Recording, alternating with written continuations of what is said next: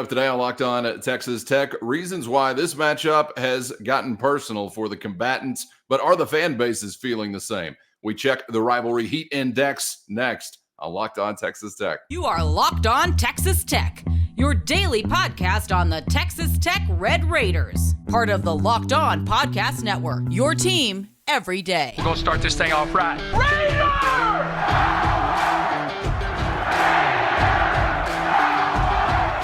Everything runs through Lubbock. Great to be with you again on Locked On Texas Tech on the Locked On Podcast Network. And thanks as always for making us your first listen on YouTube or anywhere you get podcasts with the only Chris Level. I'm Casey Cowan. Happy little Friday to those who celebrate. And Chris, that means we're getting closer and closer to the next round of this Big 12 fight. It's Texas Tech and Baylor on the road Saturday night down in Waco, and plenty to dive into today on that front. We will hear once again from Baylor's head coach Dave Aranda regarding the miracle victory they pull out in Orlando over the weekend. That's coming up. And then also a question actually from the YouTube audience regarding something that's been a popular topic of discussion this week, the running backs. So we'll get to that coming up in just a moment. But first, regarding the Bears and Red Raiders, Chris, this may be even a little bit more geared towards off-the-field investment, the emotion of fan bases to hate or not to hate, or maybe just to care or not to care. You and I are kind of kicking around off the air whether or not this series could be something for the Big 12 that resembles one of its interesting games. As you look to the new era of what the league's going to be, you're missing an interesting one that's obviously going to happen this weekend in the Red River Shootout there in Dallas between UT and OU. But you think about other, probably first regional or historic series that have been played often, those in close proximity within the state, Arizona, Utah. You talk about a lot going on here in the great state. Those are at the top of the list. And I'm wondering, how do you feel about this one from a pulse of the fan base perspective? Do you think this could become one, if not already, that maybe generates a little enthusiasm between these two fan bases? I think this is a really good question to toss around amongst ourselves. I'm curious about how the fans and our listeners would view this. Here's the context that I would offer up. You know, obviously the league is changing, and I anytime we've talked about scheduling off into the future, I felt pretty strongly about that. You know, you need to maintain, games every year with Oklahoma State, TCU, Baylor. You know, kind of that's your circle. And just because I think one, there's regionality there, that's as close to the Big 12 for you as it's going to get. And I just think there's meaning there in some of these games, but like the Baylor. Because I think there's Tech and Oklahoma State, obviously there's a lot of, like-mindedness with the way that their institutions are run. I think they have similar leadership. There's similar values, if you will. Athletically, it's I don't know if it's like the top of mind awareness for fans necessarily. Does that need to change? I think the TCU thing, there's a ton of your alumni in the Metroplex. We had the whole cactus thing. We got all, there's a lot of there's a saddle on the line, man. Yeah, that too. There's leather. The Baylor series, this is one that's been played the most of these, I think, of these three opponents, and this is easily the one that's been you've played them the most. And it's, I want to say, like 39-41 advantage Baylor there. So I guess saying it that way, they have a record of 41-39 against you, and your record is obviously 39-41 against them. And you've played a bunch. I think that it's been an interesting series recently. And because I think what makes a rivalry is it's got to be competitive. It can't be like lopsided and then you call it a rivalry. Like, we could feel like, hey, Texas is a real rival and our fans get up for it and all these things, but you haven't beat them enough to make it a real, rivalry. They just wouldn't view it that way because they win it more often than not. And it's always a big deal when you do beat them because you don't beat them that much. I mean, I think that's fair. The Baylor thing, though, like in I think from like 1996 till 2010, you beat the Bears 15 straight times. I think it was 15 straight. And then since then, I think you're 3-9 against this program, including, I think, 4 of the last 5.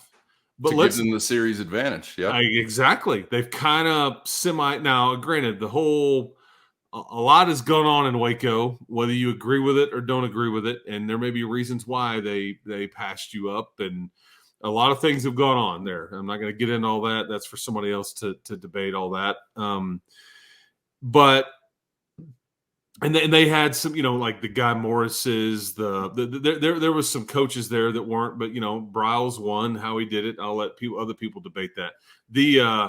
What has happened though recently though, which I think is fascinating in this particular game, is that there's been high drama in these games. You go back, what was it, in 2019, and you had the fumble that you absolutely recovered and should have been pretty much game over. And they say, well, that play didn't happen. That's illegal. We can't allow that play to happen and all that. And then the Big 12 would come back and basically tell everybody, yeah, we screwed that up. That shouldn't have been called that way.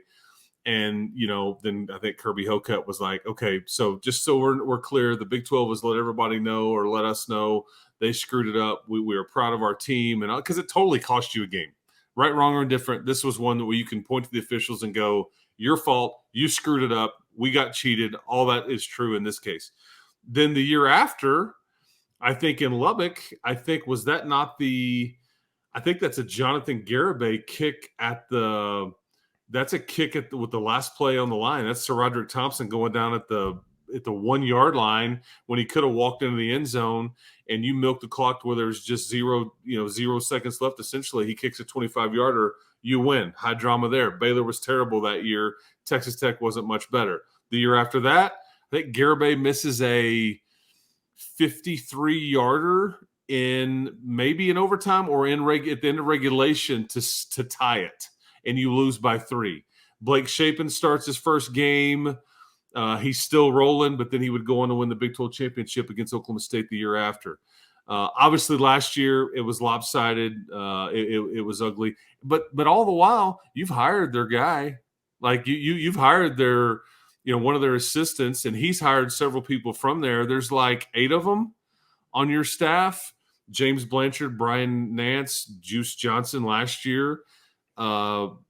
Josh Cochran, I think, at one time was there. Kirk Bryant at one time was there. Josh Bookbinder, whose grandfather is, I think, Grant Taff.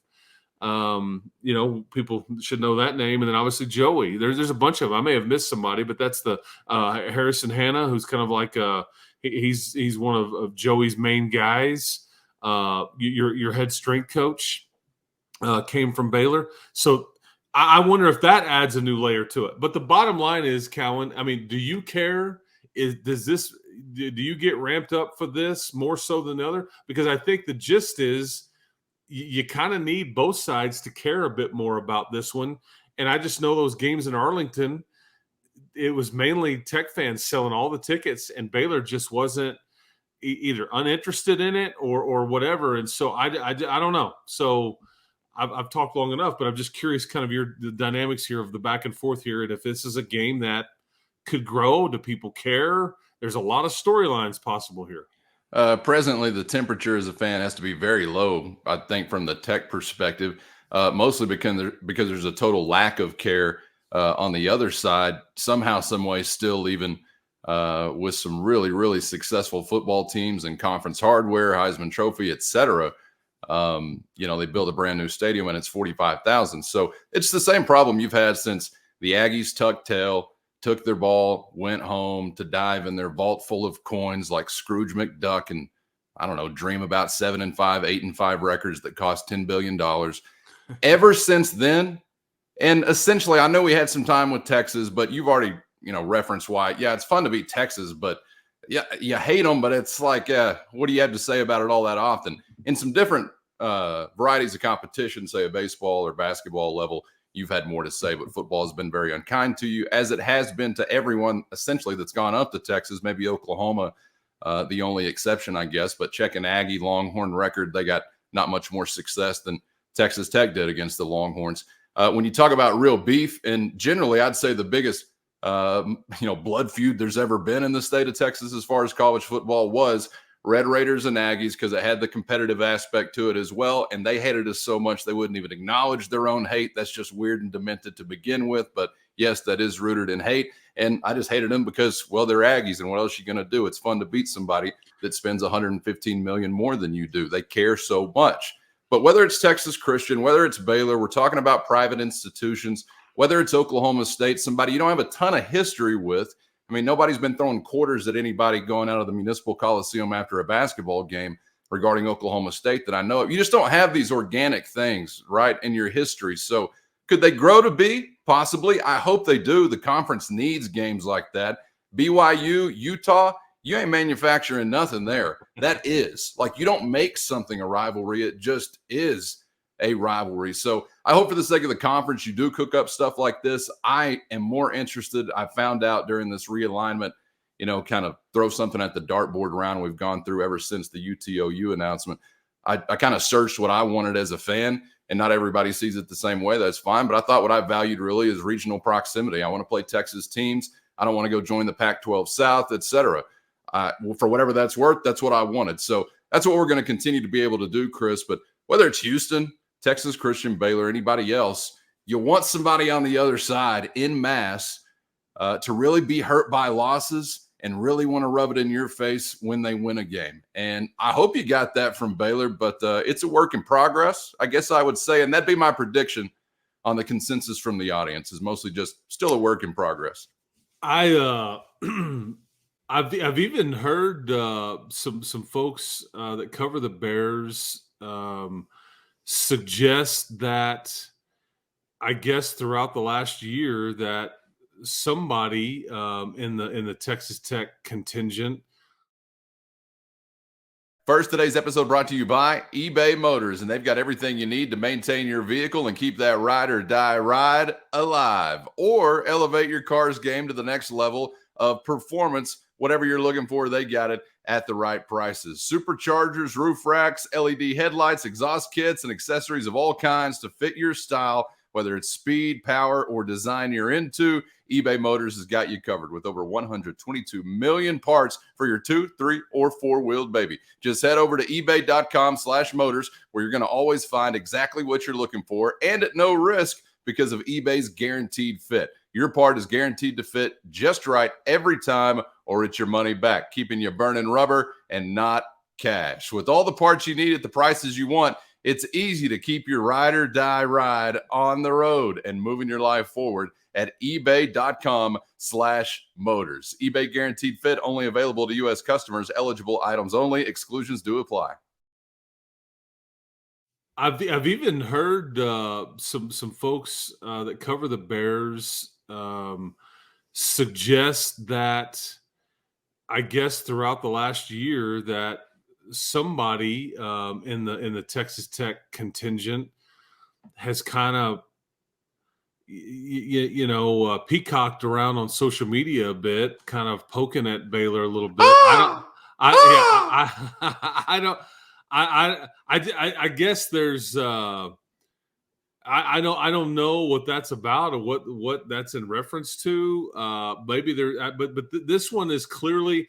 I will say this: for any indifference you and I may have or fans may have, I think this one is. I think I'm not overstating it in saying this is a big deal to a lot of individuals involved. Yeah, internally.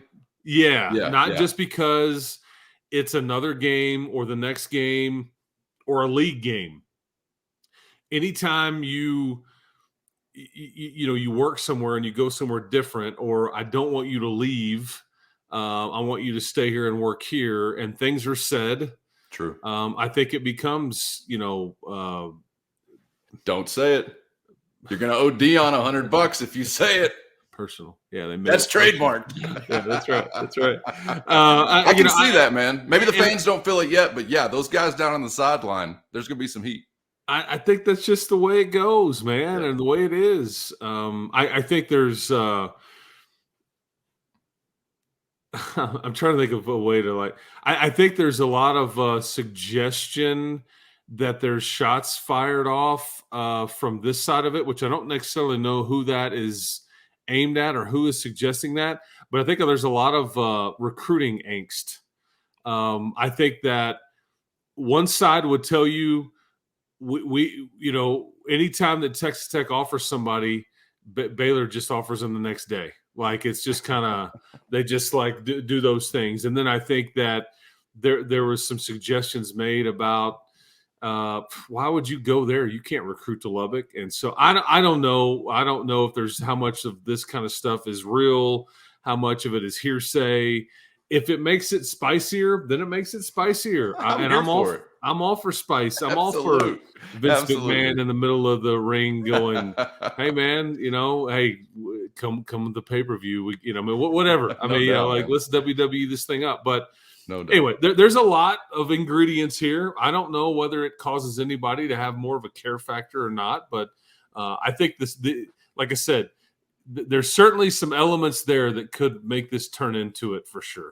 They're still hurt by the Joey McGuire deal for some reason, shockingly to me. I remember being asked about it on a crossover episode with the Locked On Baylor host last year. Like, hey, does this game prove that we screwed up if Joey McGuire wins? And I'm thinking, you just won a conference title. That seems like an insane question to even have.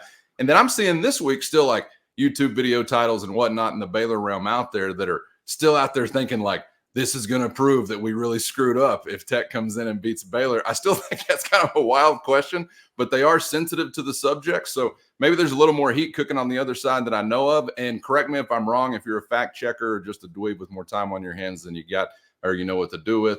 I believe going back to 1956 now, this could be the longest consecutive running series in the state of Texas between Texas Tech and Baylor. Obviously, you've had some others that have broken off. So somebody can fact check me in the YouTube comments. And of course, let us know how you feel, because it's you we're talking about. Where is the care factor as it relates to Red Raiders and Bears? And Callan, before we move on, one last thing. Here's what I don't understand. If there's any angst at all from the Baylor side about anything that Joey has, who he's hired or anything like that, you had every opportunity. He wanted that job. You had every opportunity to hire him. You didn't do it. And so, I mean, and these folks had an opportunity to either stay or, you know what, I'm going to go work for Coach McGuire. This is what I would rather do, or this is my life, my preference. And so I get I think there was an emotional attachment with the fan base and Coach McGuire. And I think that's just that's how he rolls. He's easy to get behind, the energy and the personality and all those things. I think very similar. And he fit and connected with people down there. He's still really good friends with Jerome Tang, and who's now at Kansas State. I mean, he really ingrained himself there like he has done here. And I think that it's kind of similar in some ways to how Texas Tech fans maybe felt frustrated or hurt or understood it when Chris Beard left for Texas. There's some similarities there. Whoa. Wait, he didn't just make a run to a national title game as the head coach. True. That seems a little bit of a stretch to me. I don't know. But the emotional attachment, I think, is what I get that part. Yeah, I get that part. That's the only. Don't make excuses for these Bears, Chris. Yeah. We were righteous in our indignation and anger here in Lubbock. They're just overreacting like shrewd women. Okay. Yeah. There you go. That's the fair way to describe it, right? Yes. But yeah, Texas Tech is looking to rebalance this series. During my time as a youngster, it was not even a consideration that Baylor would top the Red Raiders on the scoreboard. 15 straight, as Chris already mentioned, from 96 to 2010, I think, before of the last 5, most recently going the wrong way after a tough stretch where Baylor had some really good teams they were throwing out on the field, and still not knowing quite what to make of really either of these squads and maybe what they could prove to be in October or November. But I guess, Chris, that was thrown even further in a blender for Baylor last week as they picked up a win just like Texas Tech, but it came in an even more bewildering way. As you would have thought the pulse was dead, bring out the body bag, start the bus, whatever you want to throw out there, as Central Florida had it in hand. And then the Knights, well, they go belly up and they're done for the night, but Baylor wasn't. One of the wilder finishes we're probably going to see this season.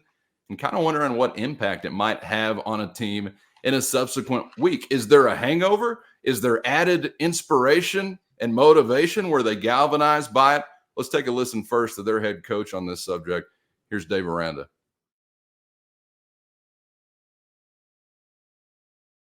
Is there a hangover? Is there added inspiration and motivation? Were they galvanized by it? Let's take a listen first to their head coach on this subject. Here's Dave Aranda. I think guys just continued to fight and believe. I think the locker room was one that believed we could still win. And when we were talking in there, the guys that were talking believed we could win. And when I was talking, I believed that we could win. And I made eye contact with guys, and they believed it.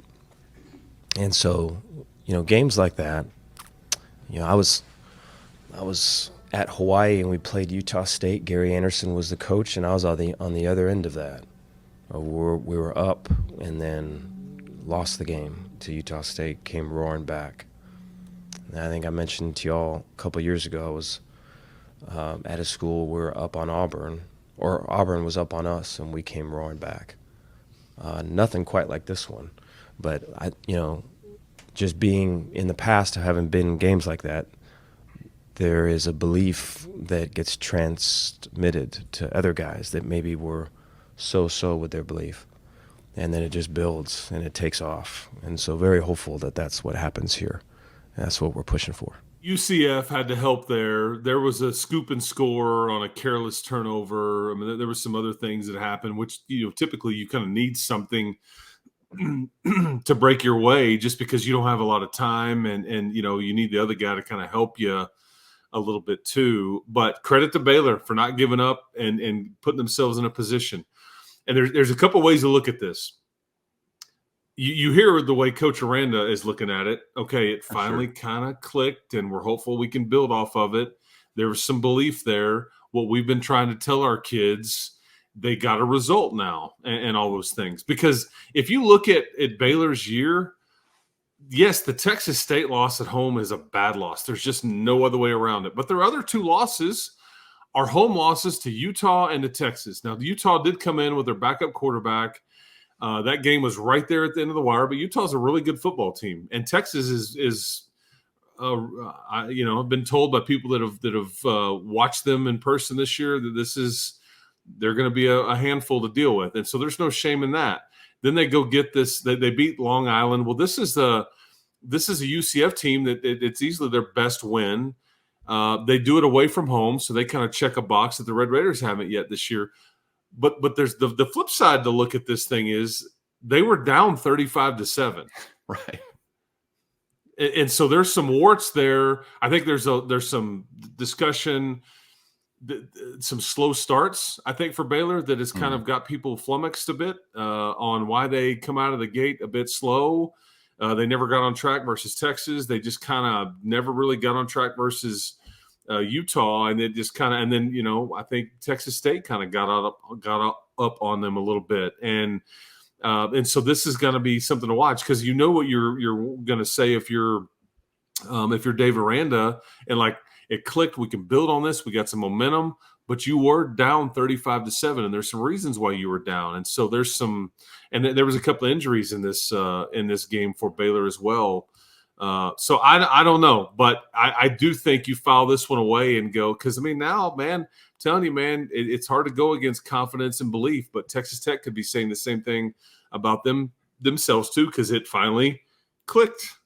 That's right. Only time will tell. And yeah, you never waste an opportunity to motivate. So you've got some different ways to spin it. And we know what way the home team would spin it as far as him talking to his guys. So he took that route, but I'm going to hope for the hangover route and maybe another week where we just like to hear them fat little girlfriends chirping down in Waco. Okay, before I turn you loose, Chris, wanted to get to this question from the YouTube audience because it's certainly something we have considered and kind of touched on surface level wise as we allude to Taj Brooks needing more help. We've talked about an appearance from Cameron Valdez, but also it gets to a Nehemiah Martinez conversation pretty quickly after that.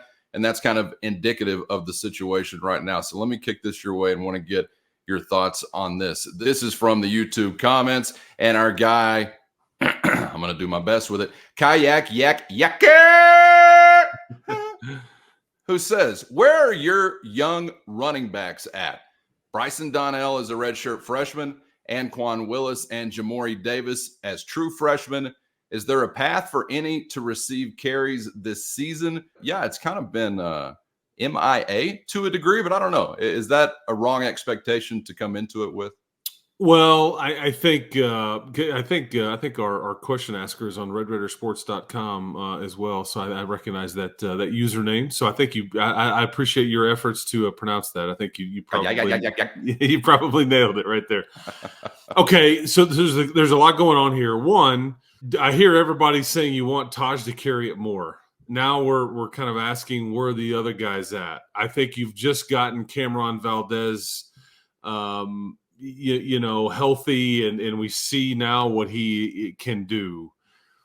Okay, so to be specific, I think that there's only so many carries to go around in these games. And, I think Taj is going to get the bulk of those, but I think now you're going to really see if he can handle it and stay healthy. Cameron Valdez deserves to get some touches here. And I think Nehemiah Martinez, I saw it his senior year in high school. I saw him.